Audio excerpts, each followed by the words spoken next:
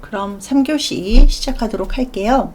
우리 2교시 마지막에서 초음파 검사 보험 인정 기준이 있는데 이 등록된 암환자, 그 다음에 산정특례 대상자라고 말씀을 드렸는데 이 산정특례 대상자 같은 경우는 요 산정특례 적용 기간에만 하나입니다. 그래서 우리 뇌혈관 질환자 같은 경우는 30일, 심장질환자 같은 경우도 30일, 희귀 난치성 질환자분들 같은 경우는 5년 이런 식으로 해가지고 산정특례 적용 기간에 한해서 이 초음파가 보험 인정 기준이 된다.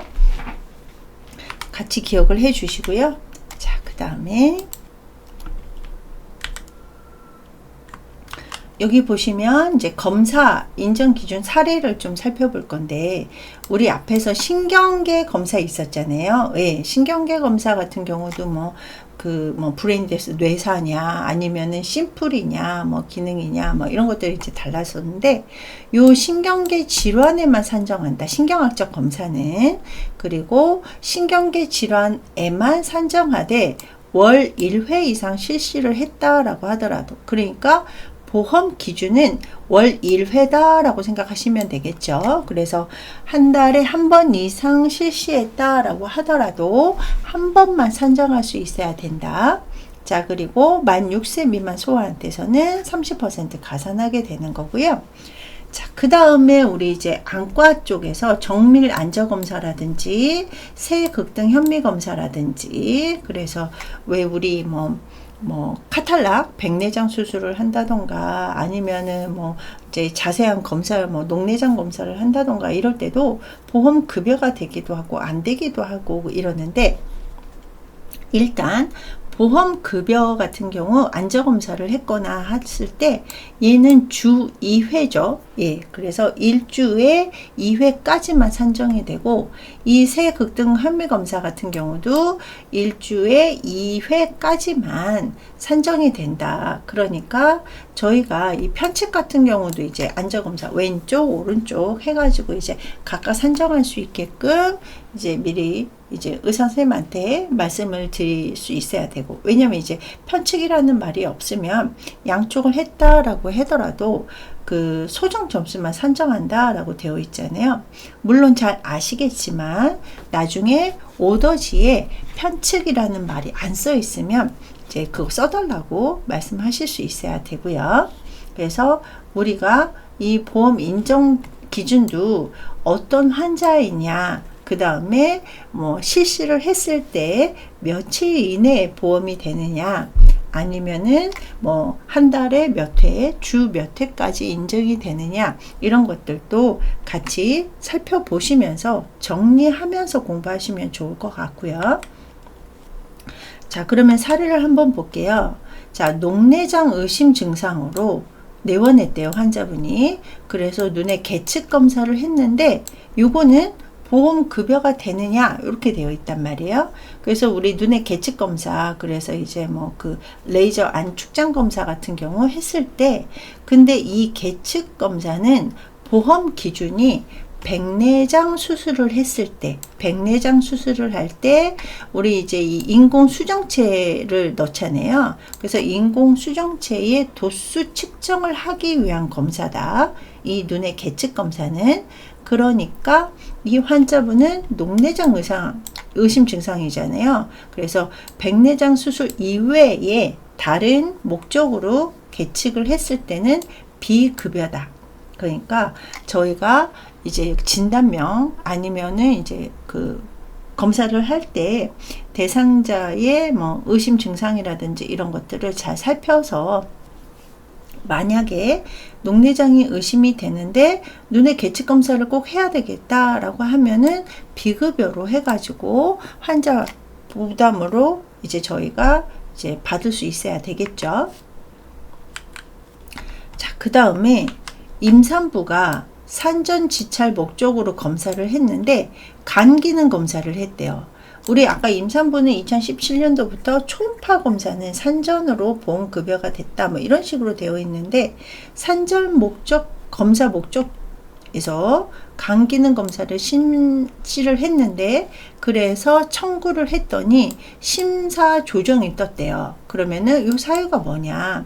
근데 우리 산전 진찰 같은 경우는 임산부나 태아의 건강을 평가해서 위험 임신을 선별하는 검사다. 네, 그래서 초음파 검사 같은 경우도 이제 태아가 건강한지 이런 것들을 이제 보는 건데, 질병이 없는 산모에게 간 기능 검사를 했다. 우리 LFT 검사라든지 뭐 이런 초음파 검사라든지 간 기능 검사를 했다라고 하면은 이거는 산전 진찰의 검사 목적에 해당되지 않기 때문에 요거는 요양급여에서 제외가 된다라는 거.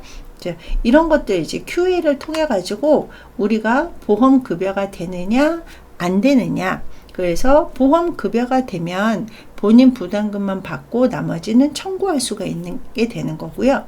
보험급여에서 제외가 됐다라고 하면은 뭐 이 검사에 대해서 좀 더 신중할 필요가 있고, 만약에 꼭 필요해서 검사를 했다라고 하면은 이제 비급여를 받는다던가 아니면은 본인 이제 전액 부담이 된다던가 이런 식으로 이제 우리가 평가 심사할 수 있어야 된다. 자, 그 다음에 이제 영상 진단하고 방사선 치료를 볼게요. 자, 영상 진단하고 치료하는 건데, 이거를 영상 장비를 이용해서, 그래서 뭐 엑스레이, 뭐 CT, 뭐 MRI, PT 이런 이제 영상 장비를 이용을 해서 질병을 진단 목적으로 사용하기도 하고, 방사선을 이용을 해서 치료를 하는 이런 비용. 그래서 우리 뭐 방사선 치료하면 딱 떠오르는 게 암 환자분들이죠. 예. 그래서 암 환자분들 방사선 이용해서 치료를 하게 되면 이 방사선 치료료가 들어가게 되는데요. 저희가 이 영상 진단료에는 세 가지로 구분을 합니다. 그래서 단순 영상 진단, 우리 기본적으로 그냥 엑스레이 찍는 거 있잖아요. 뭐 그거에다가 특수 영상 진단이라고 해가지고 각 장기를 조영제를 이제 이용을 해가지고 도포를 해가지고 정확하게 모양이라든지 뭐 아니면 막힌 거 이런 것들을 이제 확인하는 특수 영상 진단이 있고요. 그 다음에 내부 조직을 이제 영상으로 확인할 수 있는 핵의학 영상 진단이라는 게 있습니다. 그래서 우리 뭐 CT, MRI 뭐 이런 것들을 얘기를 하게 되는 거거든요. 그래서 이 단순 영상이냐, 특수 영상이냐, 핵의학 영상이냐에 따라 가지고 가산 점수라든지, 그 다음에 뭐 방법, 그 다음에 뭐 판독의 결과지를 뭐 어떻게 첨부를 해야 되는지, 그 다음에 뭐 매수 뭐 이런 것들이 다 다양하기 때문에 이 엑스레이 같은 경우, 영상 진단 같은 경우는 이렇게 세 가지로 나뉘는구나를 먼저 기억을 하시고 공부를 시작하셔야 되는데요. 우리 앞에서도 그 검사료 할 때도 이제 뭐 기본적인 일회용 주사 침이라던가 주사기 같은 경우는 소정 점수에 포함이 된다라고 되어 있잖아요. 근데 우리 영상 진단이나 방사선 치료할 때도 기본적으로 뭐 어떤 밑에 보시면 조영제 주입료라던가 필름 현상료, 필름은 별도 산정하지만 필름 현상료 이런 것들은 별도 산정하지 않는다라고 되어 있거든요. 그래서 이런 주입료나 현상료는 빼고 나머지 것들은 별도로 산정할 수 있어야 되기 때문에 어떤 것들이 영상의학 진단료에서 별도 산정하는지를 알고 계셔야 되겠죠. 자, 우리 아까 영상 진단 세 가지가 있었잖아요. 단순, 특수, 뭐 핵의학. 그래서 특수 영상 진단에는 조영제를 사용한다라고 했습니다. 예, 그래서 조영제에 해당하는 뭐 기본적인 약제, 그 다음에 방사선을 뭐 필름이라든지 폴라로이드 필름을 이제 사용을 했을 때, 그 다음에 맥관 조형용 카테타라고 해가지고 제가 뒤에서 보여드릴 거거든요. 예, 그래서 이 조형용 카테타나 같이 기억을 하세요. 뭐 혈관 촬영하기 위해서 가이드 와이어 이런 것들을 사용을 했을 때는 요 재료대를 별도로 산정을 할 수가 있다. 자, 그리고 저희가 방사선 치료를 할 때 일회용 방사선 입자라든지 동위원소에 사용되는 이제 그 실비 같은 경우는 따로 산정할 수가 있고요. 우리 앞에서 기능 검사할 때도 부하 검사라는 게 있었잖아요. 그래서 영상 진단 같은 경우도 이 부하하기 위해서 사용되는 약제 같은 경우, 그래서 어떤 이제 기능이 어느 정도까지 올라가게 하기 위한 약제 같은 경우도 별도로 산정할 수 있다. 자, 그 다음에 우리 운동 검사 같은 거 하거든요. 예를 들어서 스포츠 맨들, 그래서 이제 운동하시는 분들이라던가 아니면은 이제 어떤 이제 근육 검사 같은 거 할 때, 운동 검사 할 때 이제 EKG 페이퍼라든지 일렉트로드, 우리 EKG 찍으려면 일렉트로드 붙이고 해야 되고, 또 EKG 나중에 이제 결과지 페이퍼 같은 것도 이제 따로 산정을 할 수가 있다. 자, 보시면 하나, 둘, 셋, 넷, 다섯, 여섯, 일곱. 기본적으로 요 7가지는 별도로 산정할 수 있다라는 거 같이 기억해 주시고요. 자, 그 다음에 우리 이제 그 산정 지침을 조금 살펴보자면, 여기 보시면 일단은 우리 요양기관에 상근하고 있어야 돼요. 그래서 출장 오고 아니면은 이렇게 하루에 4시간 이런 식으로가 아니라 상근하는 방사선 전문의가 있어서, 이 방사선 전문의가 이 단순 영상에 해당하는 그 검사를 판독을 하고 이 소견서를 작성을 하면은 10% 가산을 해주겠다. 그러니까 단순한 영상, 체스트 PA 가슴 사진을 찍었다, 배 사진을 찍었다 하고 담당의가 보는 게 아니라 방사선 전문의가 이 엑스레이를 보고 판독을 해서 소견서를 비치를 하면은 10%를 가산을 해주겠다라는 얘기인데요. 여기 보시면 만 6세 미만은 15%를 가산한다라고 되어 있어요. 그래서 저희가 이제 단순 영상 진단료하고 핵의학 영상 진단료는 만 6세 미만은 15%를 가산을 하게 되고요. 그 다음에 방사선 특수 영상 진단료, 아까 조영제 들어가는 특수 영상 진단료는 20%를 가산을 합니다. 그래서 요 차이 기억을 해 주셔야 되는데요.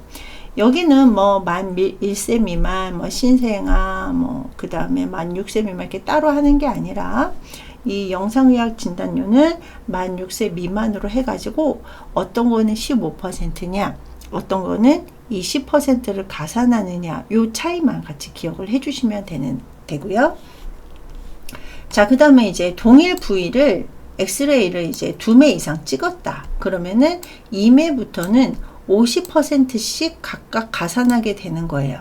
그래서 요거는 제가 뒤에서 보여드릴 건데, 그래서 맨 처음 거는 100%, 2매부터는 3매, 4매, 그래서 최대 5매까지 해가지고 50%씩 50%씩 해가지고 총 5매까지만 산정할 수 있다.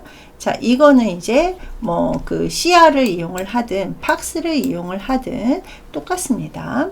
우리 요즘은 이제 팍스 시스템 많이 사용을 하죠. 그래서 엑스레이 같은 거 찍었을 때 영상을 저장하고 이제 전송까지 해가지고, 그래서 요즘은 이 방사선 검사를 하고 나서 필름을 현상을 해가지고 의사가 보는 것보다는 팍스 시스템을 이용을 해서 모니터에서 이제 리딩된 거를 보는 이런 이제 시스템으로 바뀌어가고 있죠. 그래서 그냥 현상해서 보든 CR이라든지 팍스 시스템을 이용을 해서 보든 일단은 매수는 똑같다. 1매는 100%고 2매부터는 50%씩 각각 산정해서 10장을 찍었든 20장을 찍었든 최대 5매까지만 산정할 수 있다.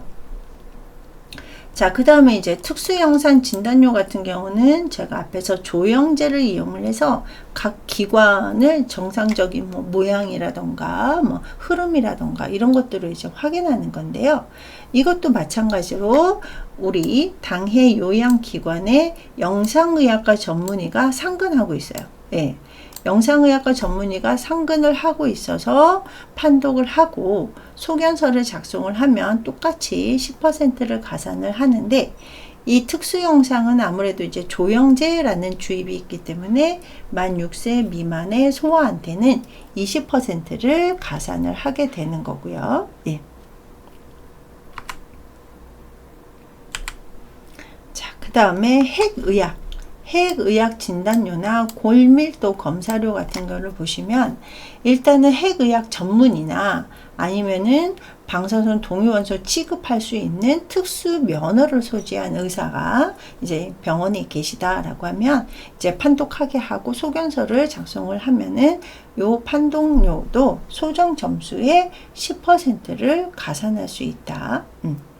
자, 그리고 여기 두 번째 보시면 핵의학 영상 진단할 때 이제 그 방법이 정량 분석이라든지 동적 영상, 혈류 영상 이런 것들을 이제 실시를 했다. 그러니까 핵의학 검사를 하는데 정량 양쪽으로 분석도 하고 동쪽 움직임을 이제 확인을 하고 혈류, 혈액의 흐름 이런 것들을 이제 그 영상을 통해서 실시를 했다라고 하면은 각각 30%를 더 산정을 할 수가 있다. 네.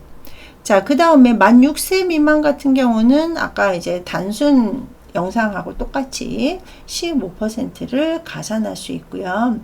이거는 이제 진단 목적으로 했을 때이고요. 자, 방사선 치료로 해서 방사선을 이용을 해서 치료 목적으로 사용을 했을 때는요. 만 1세 미만은 50% 가산, 만 6세 미만은 30%를 가산을 한다. 그래서 우리 뭐 소아암 환자분들도 있잖아요. 예, 그런 분들 같은 경우는 또 나이대로 해가지고 앞에 우리 이제 뭐 그 검사료하고 같이 50%, 30%를 가산할 수가 있습니다. 그래서 저희가 이제 청구를 할 때 가산하는 거, 시간이라든지 나이 이런 것들은 잘 살펴보실 수 있어야 되겠죠. 자, 그러면 이제 요 산정 지침에서 보시면 특수 촬영이라고 해가지고 우리 이제 뭐 그 토모테라피 단순 촬영을 한다던가 아니면은 인디비주얼라이즈 토모테라피에서 개별화 단층 촬영을 했을 때 이렇게 점수가 또 달라지게 되는 거고요. 자, 그 다음에 우리 앞에서 필름 같은 거 현상을 할 때 똑같은 부위, 그래서 이제 내셜본 B고를 찍었다라고 하면은 1매는 소정 점수가 되고 그 다음부터는 각각 50%씩 해가지고 50%, 50% 이렇게 들어서 최대 5매까지만 산정할 수 있다. 그래서 뭐 6매부터는 그냥 5매 포함이 되는데 그럴 때는 이렇게 분류 기호를 이제 1부터 1, 2, 3, 4, 5 이런 식으로 이제 그 구분을 해가지고 저희가 청구할 수 있어야 되겠죠. 자, 그러면 이제 검사료 산정 지침을 조금 정리를 해 보자면 앞에서 제가 진검, 방투, 주마 해가지고 분류 번호가 이 검사료는 나에 해당한다 라고 말씀드렸죠. 그래서 검사 산정 지침은 나 항목이고 그 다음에 대상 기관이 양측 검사일 경우에도 편측이라는 말이 없으면은 소정 검사료만 산정할 수 있다. 그리고 기본적인 검사에 사용되는 거는 소정 점수에 포함이 되지만 밑에 있는 것들은 별도 산정할 수 있다. 그래서 인체에 주입되는 약제부터 시작을 해가지고 우리 앞에서 이제 핵의학 검사 같은 경우도 동위원소나 약제 이런 것들은 별도로 산정할 수 있다라고 했었고요. 자, 그 다음에 내시경 검사 같은 경우도 일단은 기본적인 가산 나이대가 있었고요. 근데 내시경에서 우리 그 진정 내시경, 그래서 이제 세데이션 시키고 내시경 하는 거 같은 경우는 70세까지도 포함된다. 그래서 만 6세 미만과 만 70세 이상의 환자분들 나이대면 30% 가산하는 게 있었고요. 자, 그 다음에 내시경을 하면서 생검, 바이옵시를 했다라고 하면은 20%를 가산할 수 있다. 자, 그리고 센타시스, 우리 천자, 그래서 어떤 검사 목적으로 침을 이용을 해가지고 어떤 이제 뭐 채광에서 액을 빼어낸다던가 뭐 이랬을 때 이제 그 천자 들어가게 되는 건데요. 이 천자가 센테시스가 치료 목적이다라고 하면은 30% 가산, 그 다음에 나이에 따라서 가상 점수가 있었고요. 자, 그 다음에 전문의 판독위가 있었죠. 예, 전문의 판독위 같은 경우도, 뭐, 임상검사 같은 경우도, 임상병리 검사 종합 검증료, 이렇게 해서, 전문의가 판독을 하게 되면 10% 종합 검증료가 입원 환자겠죠? 예, 입원 환자에 한해서 10% 가산하는데, 한 닥터당 1일 20인까지만 산정을 해서 우리가 청구를 하실 수 있어야 됩니다. 자, 그 다음에 조영제. 네, 조영제라고 해서 우리가 이제 뭐 이네스 한다라는 말을 많이 쓰는데 우리 콘트라스트 메디움이라는 단어를 쓰거든요. 여기 조영제를 이렇게 하반신에다 이렇게 투여를 했어요. 예, 했더니 여기 뭐 방광이 있고 혈관 흐름을 이렇게 볼 수가 있죠. 그래서 뭐 예를 들어서 뭐 경색이 있다, 뭐 막혔다, 뭐 이렇게 뭐 어떤 혈점 이런 것들이 여기 있다 그러면은 요 밑으로는 이제 뭐 모습이 안 보인다던가 이런 것들을 볼 수가 있죠. 그래서 뭐 여기 보면 방광도 보이고 여기 신장도 보이고 이런 식으로 해가지고 조영제를 투입을 하면 이제 일반 검사로는 자세하게 보지 못했던 장기라든지 혈관 뭐 이런 것들을 이제 볼 수가 있는데 이 조영제 같은 경우는 만 6세 미만은 20%를 가산을 하게 되잖아요. 왜냐면 어떤 이제 부작용 같은 것들이 이제 보고가 되고 있기 때문에 좀 위험률을 이제 인정을 해주는 건데요. 이 이네스 조영제를 투입을 하게 되면 일반적으로 이게 다는 아니지만 어떤 환자분들한테는 인솜니아, 밤에 잠을 잘 못 잔다. 그 다음에 오랄 서스티, 뭐 구강이 막 바짝바짝 마른다. 컨스티페이션, 변비가 유발이 됐다. 자, 그 다음에 헤드액, 두통이 있다. 뭐 팔피테이션, 막 가슴이 막 벌렁벌렁 막 두근거리다. 그 다음에 인다이제이션, 뭐 소화가 잘 안 된다. 그 다음에 뭐 디즈니스, 막 어지럽다. 너지아, 옷이 막 토할 것 같다. 막 토할 것 같은 느낌이 있다. 자, 그 다음에 업도미널 페인, 뭐 복통이 있다. 이런 것들을 조영제 투여 후에, 검사 후에 이런 것들을 이제 그 불편감을 호소하시는 분들이 계시다. 그러니까 만약에 저희가 이제 특수영상 진단을 하는 경우에는 물론 의사나 간호사가 다 설명을 해요. 예, 설명을 하기는 하는데 이제 환자분이 이제 검사를 하고 나서 저희한테 와가지고 이제 뭐 퇴원 처리를 하신다던가 아니면 이제 수납을 하러 오셨을 때 뭐 이거 하고 났는데 뭐 머리가 많이 아프다, 뭐 가슴이 벌렁벌렁한다 그러면은 그냥 뭐 이렇게 보내시면 안 되고요. 부작용이 있을 수 있기 때문에 이거를 꼭 보고를 통해 가지고 좀 조치를 해야지 나중에 어떤 불만 접수라든지 이런 것들이 줄어들 수 있습니다. 자, 그런데 제가 지금 의학용어로 말씀을 드렸어요. 그래서 자꾸 이제 뭐 우리가 이제 의학용어도 자꾸 또 기억을 해 주셔야지 나중에 환자가 이제 이거 검사 끝나고 나서 환자가 뭐 인섬니아를 호소했다라고 하면은 이게 불면증이구나 라고 좀 아셔야 되기 때문에 제가 의학용어로 말씀을 드렸고요.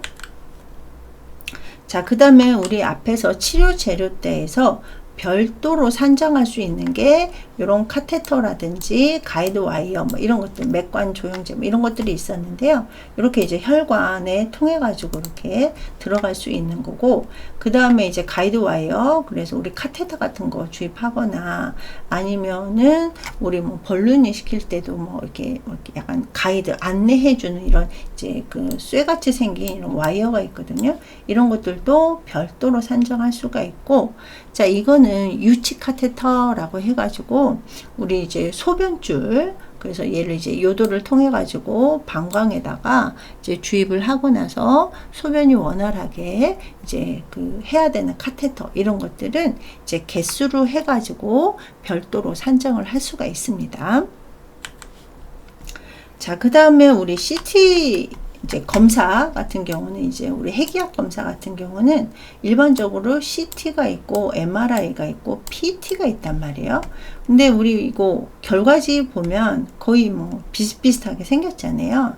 그래서 CT도 그렇고 MRI도 그렇고 이 인체 내부를 이제 그 단면을 이렇게 잘라 가지고 보는 거는 똑같은데, 이 CT 같은 경우는 엑스레이를 이용을 해서 방사선을 이용을 해서 하는 거고, 이 MRI 같은 경우는 자기 공명, 그래서 이제 고주파를 넣어 가지고 하기 때문에 우리가 이제 일반적으로 봤을 때는 CT보다는 MRI가 조금 더 안전하다. 이제 방사선은 아무래도 이제 인체에 해가 갈 때까지는 하지는 않지만, 그래도 이제 방사선이 투여가 되느냐 안 되느냐 요 차이라고 생각하시면 되고, 그 다음에 이제 우리 이제 그 PT 같은 경우는 요렇게, 이거는 이제 그 단면을 보는 건데, 얘 같은 경우는 이제 생체 리듬이라든지 이런 것도 확인할 수 있는 게 PT 양전자란 말이에요.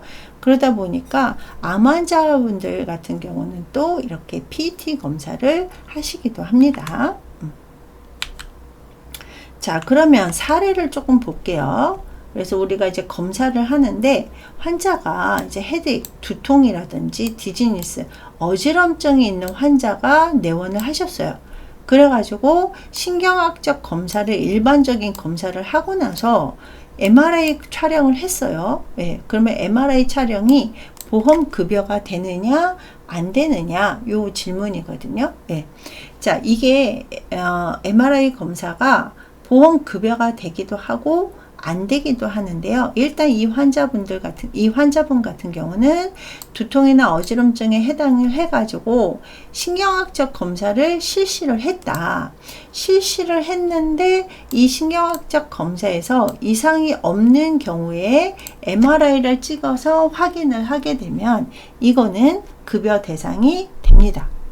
근데 여기 보시면 일반적인 신경학적 검사라고 해서 7개 평가 영역에서 실시를 했는데 이상이 없는데 환자분은 두통이나 어지러움을 호소를 했다. 그래서 MRI 촬영을 했다라고 이제 기록지에 있으면은 요거는 보험이 되고요.